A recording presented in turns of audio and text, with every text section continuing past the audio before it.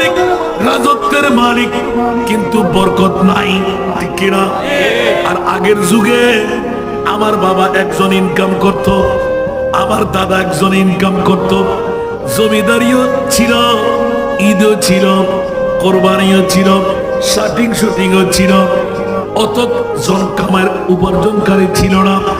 আজকে স্বামীও ইনকাম করে, বিবিও ইনকাম করে, সন্তান ইনকাম করে, শ্বশুর শাশুড়িও ইনকাম করে, মার বাবাও ইনকাম করে, তারপরও নাই নাই নাই, ঠিক কিনা? কারণটা কোথায় একবারও খুঁজে বের করে নাই। খোদার কসম, আজকের তকরির শুনেন, আজকে থেকে তওবা করে নিন, আগামী কাল থেকে ফজরের নামাজ পড়বো সূর্য উদয় হওয়ার আগে আল্লাহর কোরআনের একটি হলো আয়াত তেলাওয়াত করব। আরো জোরে, মান কারা আল কোরআন।